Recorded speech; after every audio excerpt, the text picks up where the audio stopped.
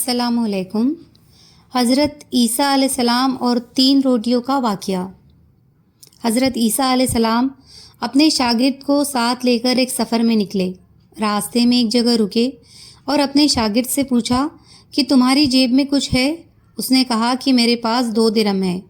حضرت عیسیٰ علیہ السلام نے اپنی جیب سے 1 درہم نکال کر دیا اور فرمایا کہ یہ 3 درہم ہو جائیں گے، قریب ہی آبادی ہے، وہاں سے 3 درہم کی روٹیاں لے آؤ۔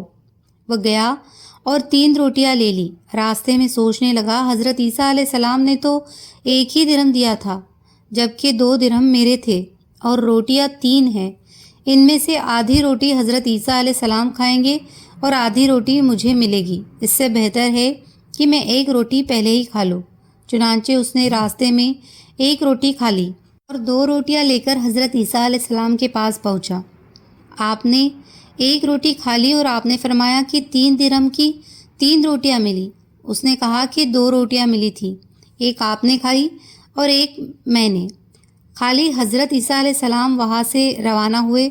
راستے میں ایک دریا آیا۔ شاگرد نے حیران ہو کر پوچھا کہ اے اللہ کے نبی، ہم یہ دریا کیسے پار کریں گے، جبکہ یہاں تو کوئی کشتی بھی نظر نہیں آتی؟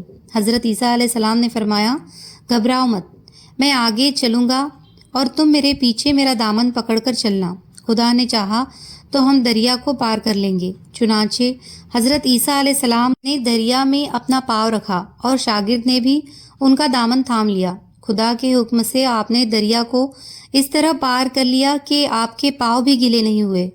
شاگرد نے یہ دیکھ کر کہا کہ میری ہزاروں جان آپ پر قربان، آپ صاحب اعزاز نبی، مجھے تو یہ احساس ہی نہیں تھا۔ آپ نے فرمایا کہ یہ معجزات دیکھ کر تمہارے ایمان میں کچھ اضافہ ہوا؟ اس نے کہا کہ جی ہاں، میرا دل نور سے بھر گیا ہے۔ پھر آپ علیہ السلام نے فرمایا کہ اگر تمہارا دل نورانی ہو چکا ہے تو پھر بتاؤ کہ روٹیاں کتنی تھی؟ تو اس نے کہا، جناب روٹیاں بس 2 ہی تھی۔ پھر آپ وہاں سے چلے۔ راستے میں ہرنوں کا ایک جھنڈ گزر رہا تھا اور آپ نے ایک ہرن کو اشارہ کیا تو ہرن آپ کے پاس چلا آیا۔ آپ نے پھر اس ہرن کو ذبح کر کے اس کا گوشت کھایا اور آپ نے شاگرد کو بھی کھلایا۔ جب دونوں گوشت کھا چکے تو حضرت عیسیٰ علیہ السلام نے کی کھال پر ٹھوکر مار کر کہا کہ اللہ کے حکم سے زندہ ہو جا، تو ہرن زندہ ہو گیا اور دوڑتا ہوا دوسرے ہرنوں سے جا ملا۔ شاگرد یہ معجزہ دیکھ کر حیران ہوا اور کہنے لگا کہ اللہ کا شکر ہے جس نے مجھے آپ جیسا نبی اور آپ جیسا استاد عنایت فرمایا ہے۔ حضرت عیسیٰ علیہ السلام نے فرمایا کہ یہ معجزہ دیکھ کر تمہارے ایمان میں کچھ اضافہ ہوا؟ شاگرد نے کہا کہ اللہ کے نبی، میرا ایمان پہلے سے دگنا ہو چکا ہے۔ آپ نے فرمایا کہ پھر بتاؤ کہ روٹیاں کتنی تھی؟ شاگرد نے ایک بار پھر کہا کہ جناب روٹیاں صرف 2 ہی تھی۔ دونوں راستہ چلتے گئے۔ راستے میں ایک پہاڑی کے دامن میں سونے کی 3 اینٹیں پڑی تھی۔ آپ صلی اللہ علیہ وسلم نے فرمایا، 1 اینٹ میری اور 1 اینٹ تمہاری، اور تیسری اینٹ اس شخص کی ہے جس نے تیسری روٹی کھائی تھی۔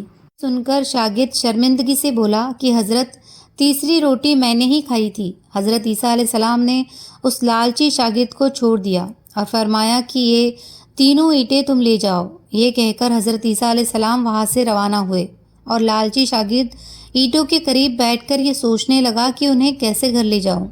دوران 3 ڈاکو وہاں سے گزرے اور انہوں نے دیکھا کہ ایک شخص کے پاس 3 سونے کی اینٹیں ہیں، تو ان ڈاکوؤں نے اسے پکڑ کر قتل کر دیا اور آپس میں کہنے لگے کہ اینٹیں 3 ہیں اور ہم بھی 3 ہیں، ہر ایک کے حصے میں 1 اینٹ آئے گی۔